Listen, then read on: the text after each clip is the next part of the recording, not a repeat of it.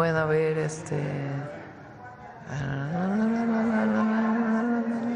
a ver, Nancy, luego vamos allá atrás. Gracias, presidenta. Felicidades. Gracias. Un abrazo grande por su cumpleaños. Buenos días a todos. Nancy Flores, de la revista Contralínea. Presidenta, ahora que se sabe que integrantes de la familia Weinberg están acercándose a las autoridades porque han sido identificados en esto que la Unidad de Inteligencia Financiera llamó la trama corrupta de Genaro García Luna, exsecretario de Seguridad Pública.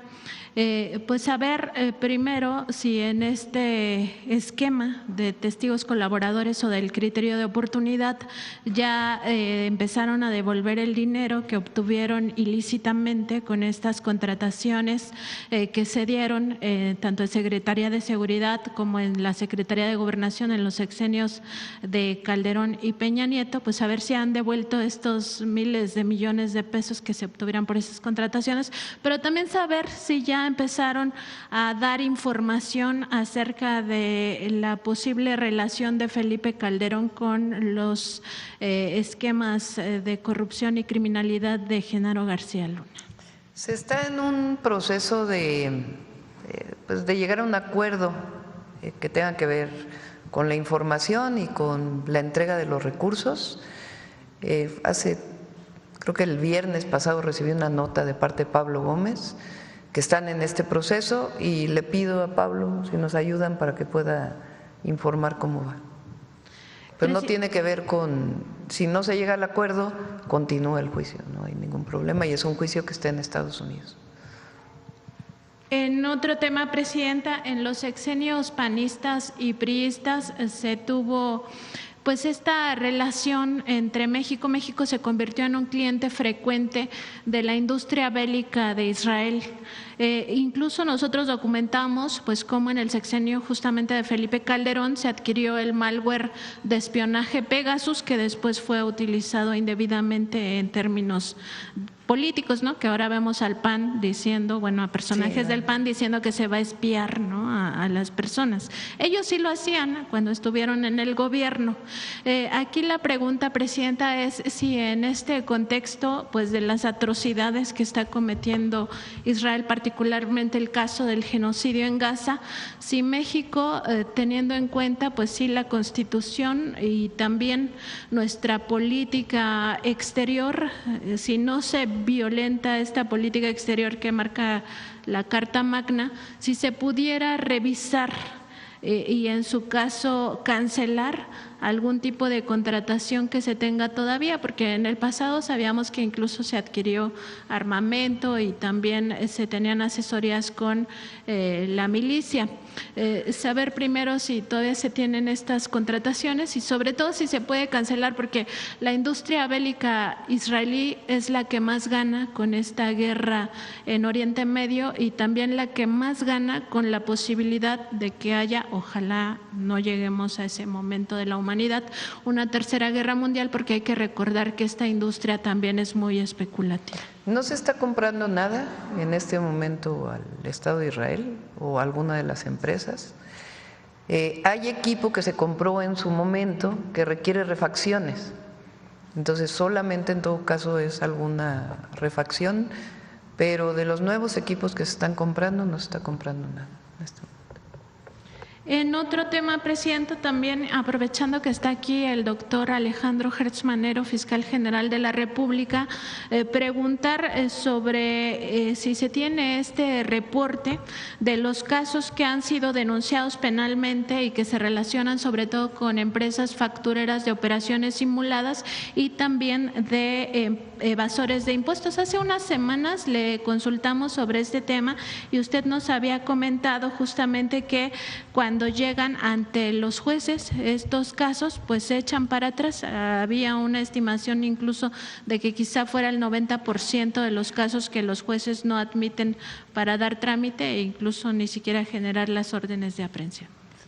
Fíjese que la pregunta viene muy a tiempo porque lo que señalaba la señora presidenta de la necesidad de coordinación que ahora se está dando en muchos aspectos se inició desde la administración pasada con todas las autoridades de la Secretaría de Hacienda, donde esta capacidad de coordinación y de trabajo conjunto ha ido dando unos resultados excelentes. El día de hoy, ayer, salió una información de las autoridades de Hacienda, del SAT, señalando cómo se ha aumentado la capacidad de recuperación en materia fiscal gracias a este trabajo.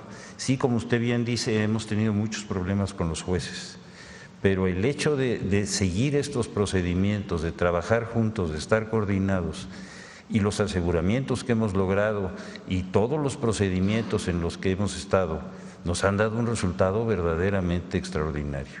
Y la muestra más clara es la información que dio ayer el SAT sobre esto. ¿Y se puede saber cuántos casos son o cuáles son los más relevantes que los jueces no han admitido? Nosotros hemos estado dando toda una serie de informes semanarios que se los puedo mandar a usted con mucho gusto, de cuáles son los temas y el tipo de industrias fundamentales a los que hemos tenido que seguir estos procedimientos y los resultados ahí también en esa información que está muy bien hecha, muy clara. Se la vamos a mandar con mucho gusto. Gracias, fiscal. Muchas gracias. Presidenta, y en un último tema preguntarle también, porque en este proceso de renovación del Poder Judicial de la Federación tan importante, que ya podríamos ver resultados incluso en materia fiscal dentro de pues un breve lapso, se vivió pues en este proceso ya con mucha mayor claridad digamos que este esquema o estas áreas importantes dentro del Instituto Nacional Electoral que siguen capturadas por un grupo conservador. Incluso pues llamó la atención la declaración de la consejera presidenta Guadalupe Tadei el día que ya se sancionó esta elección como válida, la validez de la elección judicial.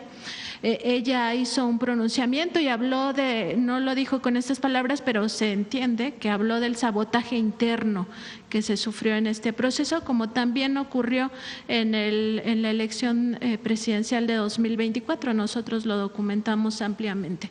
Y aquí el tema es que estos grupos de intereses creados en el INE pues tienen nombre y apellido y están insertos incluso en el Consejo General del Instituto Nacional Electoral. Y nada más para poner algunos ejemplos, pues es que ahí como consejeros y consejeras están, por ejemplo, Claudia Zavala, quien como titular de la Unidad de Quejas y Denuncias de este Instituto Nacional Electoral pues propició que se sembraran pruebas en contra del expresidente Andrés Manuel López Obrador entre 2023 y 2024 para acusarlo, por ejemplo, de que había cometido violencia política en contra de la candidata del PRIAN, Xóchitl Gálvez. También está Jaime Rivera, quien fuera director de análisis del extinto órgano de espionaje CISEN, ¿no? Por ejemplo, en la época del gobierno de Felipe Calderón, cuando ocurrió todo lo de Genaro García Luna y sus nexos con el cártel de Sinaloa. Está Dania Rabel, que es exfuncionaria del sexenio de Enrique Peña Nieto y muy cercana al exconsejero presidente Leonardo Valdés Zurita, también consejero electoral.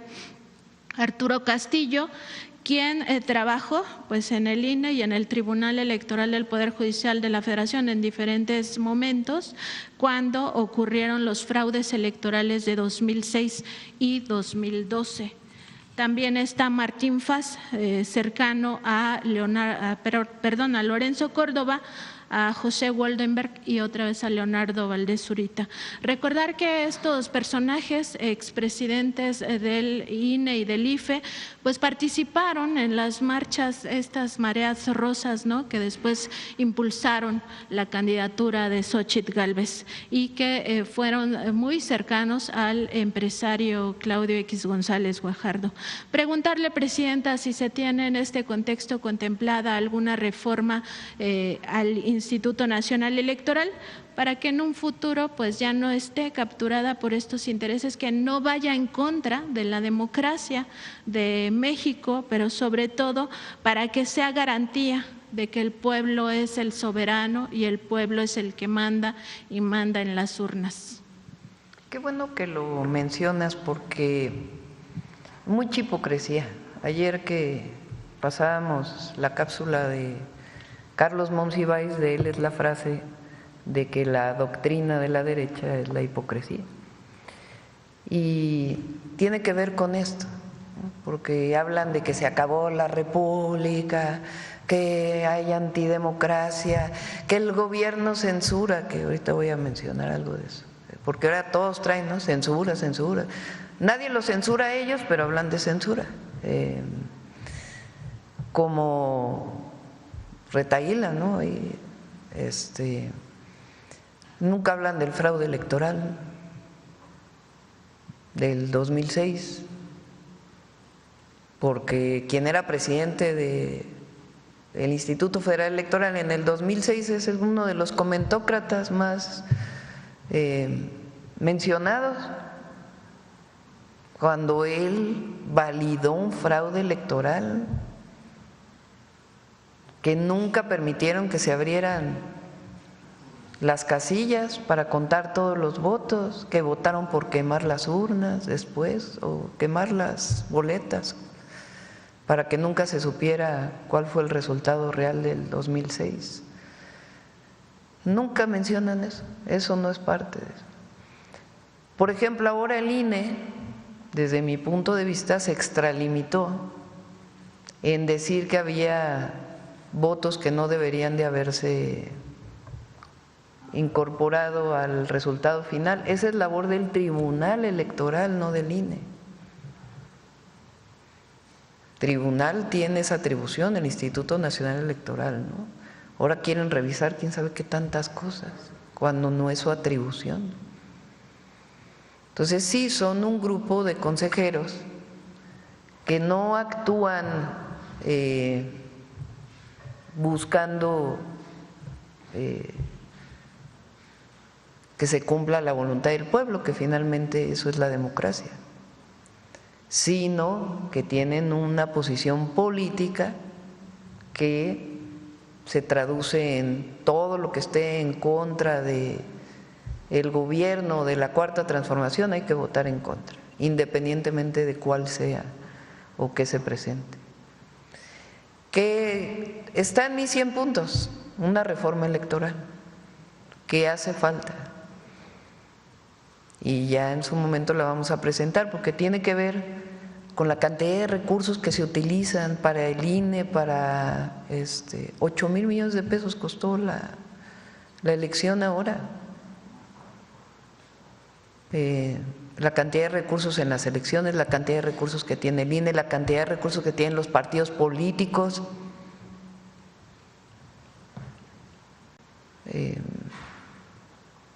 Y otras formas también, los plurinominales también, para que darles una nueva tarea a los comentócratas para que empiecen a hablar de eso. Y regreso al tema de la censura, porque es que es increíble. O sea, ¿en qué país del mundo una televisora, que es una concesión del Estado, habla mañana, tarde, noche en contra de la presidenta con un montón de mentiras? ¿En qué momento cualquiera de los que escribe ha sido censurado? Fíjense, me puse a investigar porque lo traen por el tema de Puebla, ¿no? El tema de Puebla es una ley que tiene que ver con el ciberacoso, en un sentido muy amplio que presentó el gobernador Armenta. Y entonces de ahí lo derivaron a que era una ley dedicada a sancionar y a censurar a aquel que hable mal del gobernador en las redes sociales. Que tenga que clarificarse, se clarifica, pero es una ley contra el ciberacoso que ya existe en Nuevo León, que ya existe en Coahuila, que ya existe en otros estados. Ese es el objetivo de la ley que presentó el gobernador de Puebla. Y en todo caso que ahí quede establecido en la ley que no tiene que ver con los funcionarios públicos. El caso de Laida Sansores, que vale la pena revisarlo, que es un tema que tiene que ver con la violencia contra las mujeres. En mi caso, lo he dicho en cualquier tema, es libertad de expresión. Pero el nivel de críticas al que se ha llegado contra una mujer gobernadora, una mujer, cualquiera que fuera el partido político de esta persona, vinculadas a su físico, no tiene nada que ver con lo político, sino una crítica despiadada, misógina. Entonces, ahora que estuve con la idea, dice, bueno, es que en algún momento tiene que resolverse este problema de violencia de género tan fuerte contra las mujeres, por un problema que no tiene nada que ver con la forma en que gobiernas o lo que hiciste o lo que no hiciste, sino con el físico de la persona o con palabras que denigran de una manera terrible a una mujer. Entonces, vale la pena discutir, porque eso no tiene que ver con la censura. ¿Hasta dónde puede llegar una crítica de este tipo? Repito, en mi caso, libertad de expresión, y es lo que pensamos en el movimiento.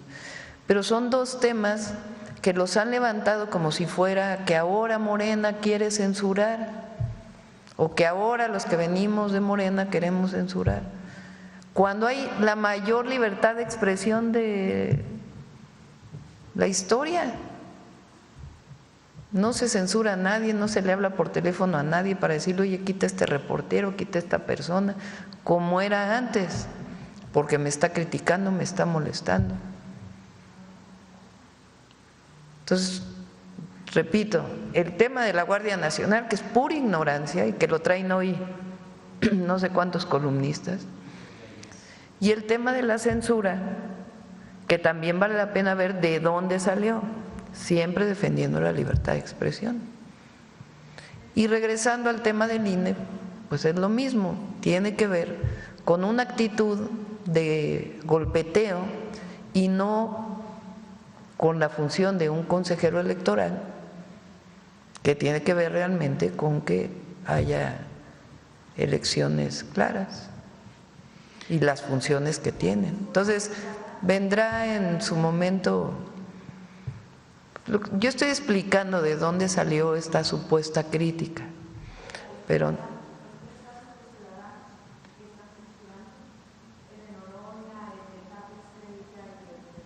ahora de Laisha Wilkins. no, yo estoy a favor de la libertad de expresión siempre.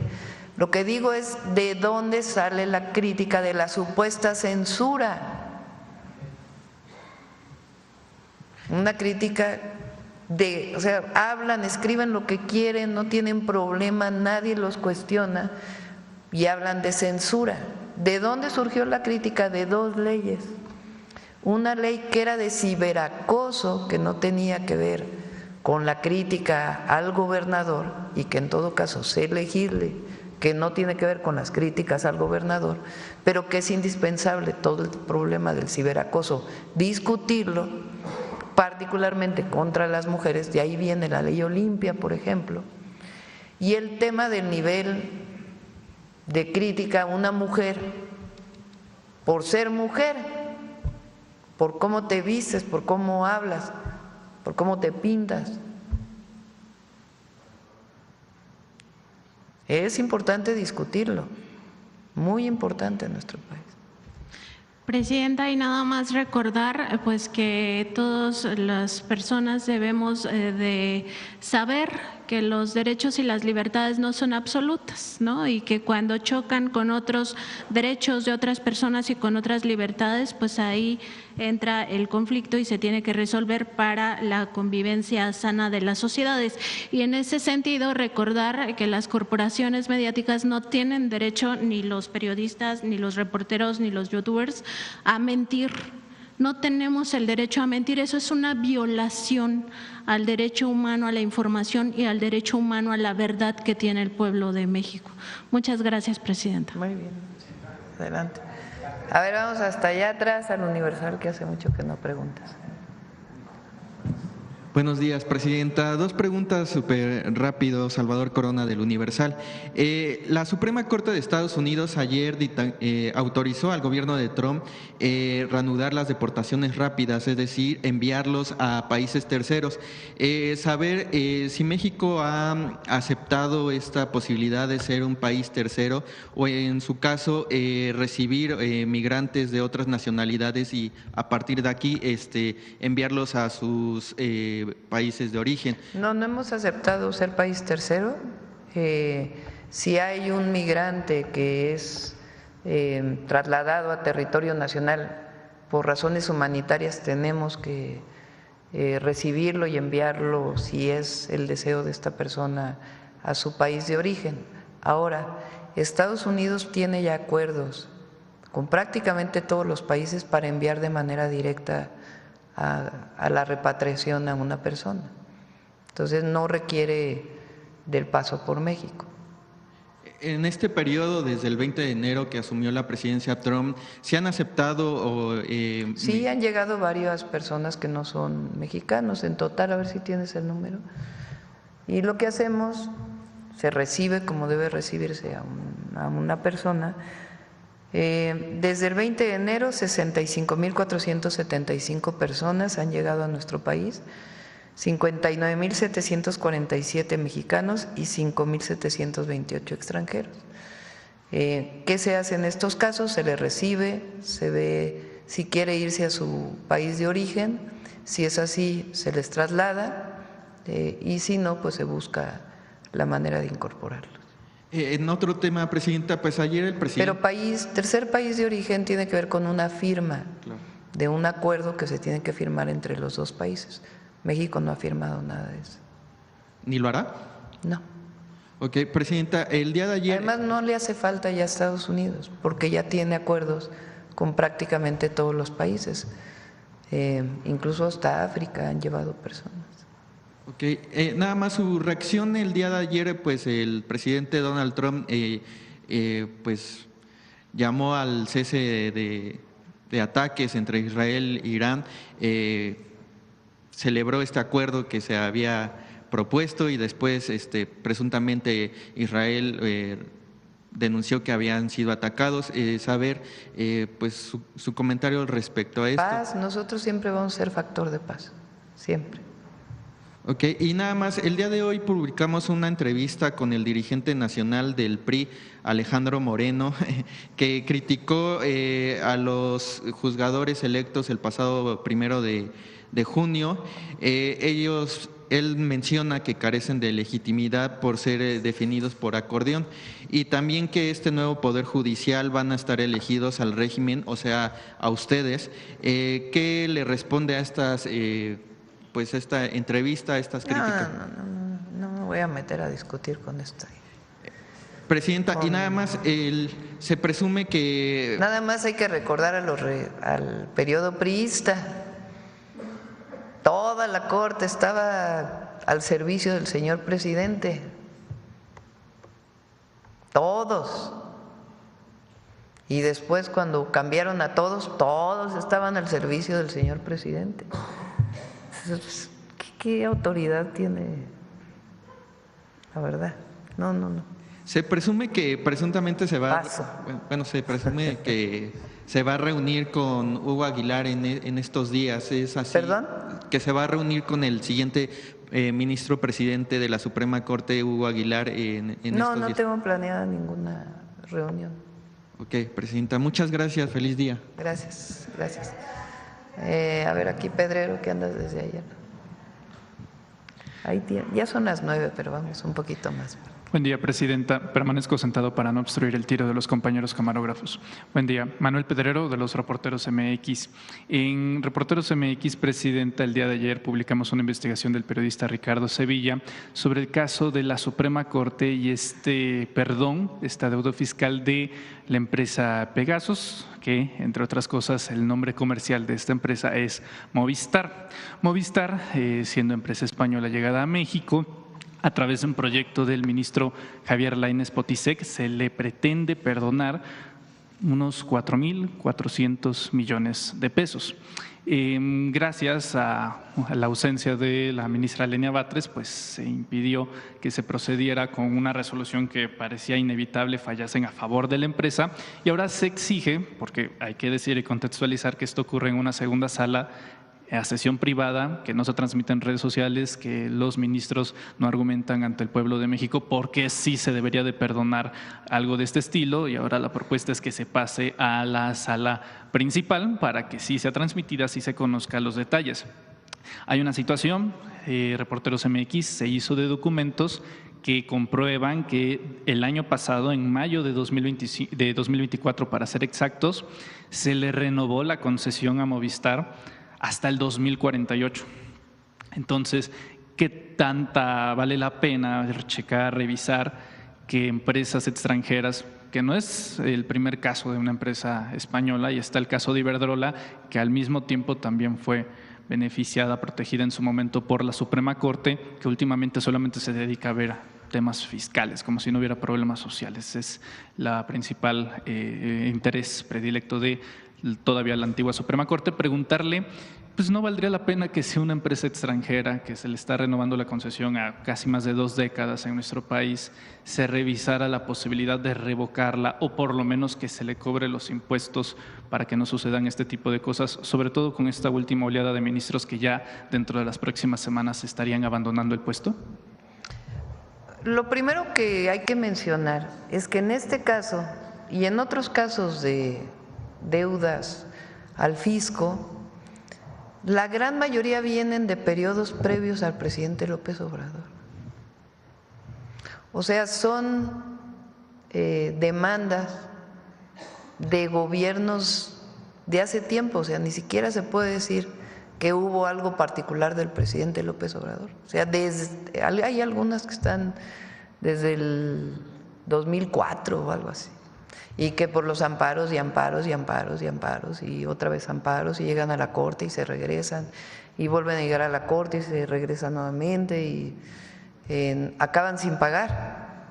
Claro, siguen subiendo sus intereses, ¿verdad? Porque mientras no paguen, así dice la ley, pues suben los intereses de lo que no han pagado. Este es uno de los casos. Que paguen sus impuestos. O sea, tiene que resolver la Corte, tienen que resolver, ya no pueden estar regresando ahora otra vez a la otra instancia, porque así se la pasan hasta el infinito. Entonces, no, tiene que resolver la Corte, y la Corte tiene que resolver de acuerdo a lo que revisen ministras y ministros a favor del pueblo de México. Entonces, hay que esperar a ver qué van a resolver. Lo bueno de ahora, pues es que ya no es secreto, ¿verdad? Ya no está guardado en un cajón y a ver, que no se dé nadie cuenta para que pase. Ahora ya con la reforma al Poder Judicial ya ni siquiera hay salas, todo se ve en el Pleno y todo debe ser público, para que no vayan a pasar algo por ahí en lo oscurito. Entonces, en este y en otros casos, una empresa extranjera, una empresa nacional debe pagar sus impuestos. Y hay los mecanismos, porque tampoco se trata de cobrar algo que no se debe, ¿verdad? Si hay algún error en alguna auditoría, algún crédito fiscal, pues el particular tiene el derecho de presentarse ante un juez, sea en lo contencioso administrativo o en otros mecanismos del Poder Judicial. Pero deben pagar impuestos y también tienen derecho a defenderse, pero en un marco que no sea tantos años. Eso es lo que se va a presentar ahora, que se estuvo trabajando por mucho tiempo de estas 4 leyes. La Constitución dice que en 6 meses, ¿no?, deben resolverse los juicios mercantiles y fiscales. Pues en 6 meses, para que no siga esta cosa tremenda de que nunca pagan y mucha corrupción. Justo sobre esta resistencia que hay dentro de la Corte para que sea privado, para que no se transmita, no se conozca los argumentos de los ministros. ¿Cuál sería el llamado a los actuales ministros que mientras se espera la llegada del nuevo Poder Judicial, pues pueden seguir bajo el mismo esquema de tratar de meterlo a salas secundarias y no se conozca? No son ellos los de la transparencia, ¿no? Porque nos criticaron que iba a desaparecer el INAI y ya no iba a haber transparencia. Pues ¿dónde está la transparencia de la Corte? ¿Qué transparentes, cuáles son lo que viene a discutirse, en particular relacionado con los temas del pago de impuestos? Presidenta, en otro tema, con la nueva ley de la Guardia Nacional, pues también se revive y se reactiva por parte de la comentocracia el debate de una presunta militarización del cuerpo. Preguntarle, sobre todo en el entendido de que pues está bajo la orden de la Comandanta Suprema de las Fuerzas Armadas, que es una mujer civil, ¿qué tanto entiende esta línea divisoria, esta frontera de lo que es la militarización del cuerpo, dadas las condiciones de seguridad en el país, y hasta dónde se puede usar sobre esto que se dice en redes sociales, Presidenta? Primero, no ha habido un episodio de represión en nuestro país que no haya sido ordenado por el Comandante Supremo. Todos los episodios 68, 71 y los episodios posteriores, es muy difícil suponer que fue la decisión de un general al cargo o de un oficial al cargo. En general son órdenes del Comandante Supremo. Y en este caso, por eso nosotros nos comprometimos a que nunca vamos a usar a las Fuerzas Armadas para reprimir al pueblo. Eso es lo primero. Lo segundo, ¿por qué la Guardia? ¿Cuáles son las ventajas de que la Guardia Nacional esté en la Secretaría de la Defensa Nacional? Que no es el Ejército, es una entidad, una institución que coordina la defensa nacional. Número uno, que tiene permanencia en el tiempo. El Ejército mexicano tiene una gran característica, la Fuerza Aérea, igual que la Armada de México. Tiene la característica de que son instituciones que permanecen y tienen sus propias carreras. Un general, para llegar a ser general de división, ¿cuánto tiempo estuvo? Más de 40 años. Entró como soldado raso y de ahí fue creciendo hasta llegar a general de división, en una carrera perfectamente marcada, en donde cada nivel que va subiendo pues tiene que ver con sus propios méritos, que están establecidos bajo un comité. Si se fijan en las policías mexicanas, pues ese es parte del problema que venimos cargando. Nosotros, por ejemplo, lo cambiamos en la ciudad, con sus dificultades, pero normalmente ¿quién es el siguiente jefe? El que decide, el jefe de la policía. Ah, no, pues te nombro jefe de sector a ti,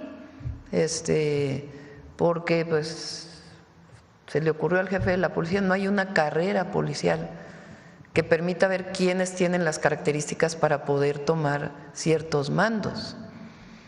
Eso lo tiene el Ejército. Bueno, esa experiencia que tiene el Ejército, con sus características como policía, porque esa es la función principal de la Guardia, queremos que las tenga la Guardia y por eso pasaron a la defensa, porque es una institución, digamos, de largo alcance, no depende solamente del presidente en la formación. Para formar un oficial, ¿lleva cuántos años la Guardia? 4 o 5. La Guardia 6 años cumple. 6 años va a cumplir. Imagínense los oficiales de la Guardia, lo que cuesta trabajo poderlos poner, pues porque tiene que ver con una carrera. Entonces, ¿qué hace hoy defensa? Pues algunos generales que tienen experiencia, se ve si pueden pasar a ser oficiales de la Guardia, mientras se forma todo la institución con todos sus oficiales, con todos sus mandos dentro de la Guardia. Entonces, tiene la posibilidad de ser una institución con carrera. ¿Qué otra ventaja tiene? Puede utilizar las instalaciones del Ejército, que son muchísimas. Tienen sus propios cuarteles. pero en la formación pues se forman en las instalaciones del Colegio Militar, que es difícilmente podemos ser otro colegio militar para poder formar a una Guardia Nacional. Entonces, le da una visión general y esta idea de que es militar y que va a funcionar como un ejército, pues no, es una comandancia distinta y se forman los elementos de la Guardia Nacional con sus propias características. No es lo mismo, no son las mismas materias y ejercicios que lleva el ejército que la Guardia Nacional, pero le da un largo alcance a la institución. Cualquiera que llegue al mando civil, pues ya vivimos un García Luna.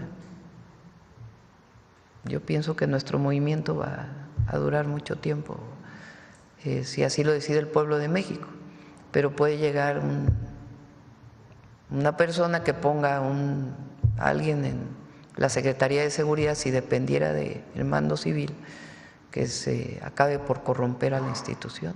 Entonces depende más del presidente o de la presidenta en turno. Primero, la comandante suprema pues es de todas las Fuerzas Armadas, incluida la Guardia Nacional. Y segundo, tiene su propia norma, sus propias leyes, por eso están pasando las leyes. Y la virtud de que esté en la defensa pues es que le permite construir una carrera de largo alcance, utilizar sus propias instalaciones. Pueden ir a los hospitales que tiene el ejército, que son los mejores hospitales del país, los del ejército y la marina. Entonces utilizan esas instalaciones. Entonces es una ventaja para todo miembro de la Guardia Nacional, pero tiene su formación como policía, como Guardia Nacional, no como soldado. Un par de temas finales, Presidenta. No sé si tuvo la oportunidad de leer el último reporte del INEGI en materia económica. Hasta el corte de abril se calcula que del año pasado la economía mexicana creció 1.5%. Considerando lo que está pues sucediendo en el mundo, preguntarle su balance, su valoración sobre esto, que pues durante muchos tiempos se criticó bajo los antiguos parámetros de la macroeconomía, el PIB y demás, pero no se fijaban, por ejemplo, en el índice de desarrollo humano, solamente en la No, y que salieron 11 millones de mexicanos de la pobreza. También dicho por el Banco Mundial. Dicho por el Banco no Mundial. por alguna institución mexicana. Preguntarle sobre esta situación, agregando la situación geopolítica en Irán, sobre este debate, el presunto y potencial cierre del estrecho de Hormuz, considerando que pues el proyecto que le hace oposición consideró hace un par de años que había que cerrar las refinerías de nuestro país. Pues en una situación así conviene bastante ser un poco autosuficientes. Preguntarle su balance ahí. Sí, ayer lo comentaba, que la refinería Dos Bocas es importantísima porque permite que todo el petróleo que se produce, son 8 refinerías en el país, 6 refinerías que existían antes, más la Olmeca, Dos Bocas, más Deer Park, que está en Texas. Estas 8 refinerías garantizan que se produzca en México la gasolina y el diésel que necesita México. Para todos aquellos que hablan de la parte ambiental, en cambio climático, etcétera, etcétera, lo que nosotros hemos planteado es 1.8 millones de barriles y lo que sigue hay que impulsar sobre todo las energías renovables, que en ese proceso estamos, particularmente en el tema de la generación de energía eléctrica. Pero la visión de que seamos autónomos, soberanos, que haya autarquía energética, así se llama, en el país, pues tiene que ver con que produzcamos lo que consumimos. ¿En qué somos dependientes ahora? En el gas, por ejemplo, que es un tema que tenemos que entrar para fortalecer la soberanía energética en el gas, que es un tema que tiene que encargarse Pemex, entre otros, de este proceso. ¿Y sobre el crecimiento de la economía? Son 2 temas. Nadie dice que no debamos crecer, pero el crecimiento sin bienestar, pues no es desarrollo. Entonces, tomar el Producto Interno Bruto, el crecimiento del Producto Interno Bruto, como el indicador de éxito en la economía, pues es muy limitado, muy limitado. Entonces, ¿cómo se explica que en 6 años tuvimos la pandemia, cayó 8% el PIB, y después hubo un crecimiento moderado? Pero ¿cómo se explican los neoliberales que bajo ese esquema hayan salido 11 millones de personas de la pobreza? Y es que hay redistribución, cosa que antes no había. El solo hecho de que haya aumento salarial por encima de la inflación, pues tiene que ver con un sistema de redistribución. Entonces, el fondo del humanismo mexicano pues es la gran frase de por el bien de todos, primero los pobres. Eso es lo que no había antes y es un modelo económico distinto, en donde el recurso público ayuda a la inversión y ayuda al bienestar y reconoce derechos del pueblo de México, cosa que el neoliberalismo no lo hacía. Entonces, tampoco decimos que no deba crecer la economía, pero no es el indicador que muestra el éxito, no, hay muchos otros. Y en el proceso, pues, este año con las dificultades que estamos viviendo, el mundo entero, el propio Estados Unidos lo está viviendo, no solo el resto de los países, con la dificultad que está viviendo el mundo, la economía mexicana está respondiendo y para eso está el Plan México, para seguir fortaleciendo. Para finalizar, Presidenta, pues aprovechando el día tan especial que es, me gustaría preguntarle, hace 20 años, en 2005, pues supongo que… pensando que estaba haciendo en el 2005. Hace 20 años, pues usted tenía 43 y pues el país vivía un momento bastante complejo, al igual que la izquierda, durante el proceso del desafuero. Si uno revisa, porque hemos estado atentos, los debates en los que usted participó en defensa de la candidatura presidencial del presidente López Obrador y posteriormente de la defensa del voto ante el fraude electoral, pues sí hay un contraste bastante marcado, tal vez no en términos ideológicos, pero sí en la aguerrida, los debates, ¿no? Pues es decir, ha habido una evolución política. Sí, ha habido una evolución política y me gustaría preguntarle… No en las convicciones. Justo. Preguntarle en eso, porque ahorita hay, digamos, de su parte, más un credo de cabeza fría, de serenidad y paciencia, preguntarle sobre esa madurez política, qué elementos ha recogido en estos últimos 20 años que considere que la ha llevado a este momento de su carrera política. Más que en mi carrera política es lo que vivimos en el movimiento. Hace 20 años, justo en el periodo del desafuero, yo fui académica hasta el año 2000. Después del 2000 al 2006, mayo del 2006, fui secretaria del Medio Ambiente con el presidente López Obrador como jefe de gobierno. Y ahí el presidente López Obrador, desde que era jefe de gobierno, acostumbraba a darnos 3, 4, 5 tareas a cada uno de nosotros. Entonces fui secretaria de Medio Ambiente, pero coordiné la construcción del segundo piso, el Metrobús, o sea, además de las tareas de la Secretaría del Medio Ambiente. Cuando viene el desafuero, pues todos los que éramos parte de ese gabinete, pues salimos a defender el entonces jefe de gobierno junto con millones de mexicanos y mexicanas. Cuando él era jefe de gobierno y sale a la campaña del 2006, muchos se fueron con él a la campaña y a mí me llamó y me dijo: tienes que acabar el segundo piso, porque todavía no lo terminábamos, estábamos en la última parte. Inauguramos el segundo piso, a ver si revisan por ahí qué día se inauguró el segundo piso en el 2006. Estaba ya Alejandro Encinas de jefe de gobierno. Prácticamente a los 2 días lo fui a ver y entonces me dijo, ayúdame a ser vocera. Estaba justo el periodo de el peligro para México, Andrés Manuel López Obrador, peligro para México. Y me dijo, ayúdame en la vocería. Estaba entonces de vocero del PRD, del entonces PRD, Gerardo Fernández Noroña. Porfirio Muñoz Ledo, que en paz descanse, era otro vocero y su servidora. Entonces salimos, entonces no había prácticamente redes sociales, o ni había redes sociales.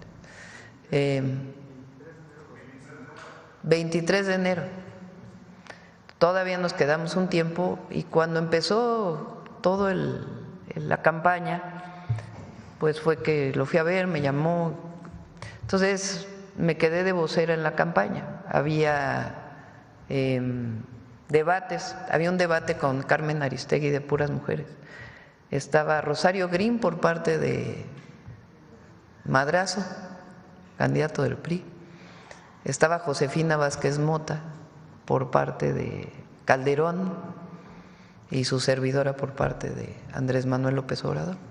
Había un debate cada semana en la radio y participábamos pues en debates. Después del segundo debate fui al programa de Carlos Loret de Mola en Televisa, cuando se vino todo aquello de Hildebrando, si alguien se acuerda, lo podemos platicar algún día, el cuñado de Zavala, encargado de, que recibió contratos cuando él fue secretario de Energía en Pemex y después recibió contratos en el INE, que todavía muchos creemos que parte del fraude electoral del 2006 tuvo que ver con ese contrato, con Hildebrando Zavala. Me tocó toda la denuncia de ese periodo. Y después, pues todo el fraude electoral. Hicimos un grupo de trabajo, de investigación de cómo se hizo el fraude electoral. Y cuando termina el plantón de reforma, pues yo me regreso a la UNAM, porque yo tenía que vivir de algo, ¿verdad? Entonces me regreso a la UNAM como investigadora titular del Instituto de Ingeniería, porque me guardaron como 6 años la licencia de ese periodo. Y hasta el 2018 seguí en la UNAM, aunque siempre participé en el movimiento de transformación. Entonces, todo este periodo, pues uno va, imagínense lo que fue pues formar un nuevo partido político, lo que vivimos en aquel momento, el propio fraude que fue muy difícil, las represiones que habíamos vivido en periodos anteriores, y después la elección del 2012, que también fue muy difícil, la formación de Morena, pues todo eso estuvimos ahí participando. Entonces, pues como quiera vas, se va aprendiendo en el proceso, pero no es un asunto de aprendizaje personal, sino un aprendizaje colectivo de cómo fue que llegamos al momento del triunfo del presidente López Obrador, que fue pues un momento glorioso para la historia de México. Presidenta, feliz cumpleaños. Muchas gracias. Ahorita terminamos. Ya son 9:27, ya fue mucha la historia de… Vámonos a descansar, a desayunar.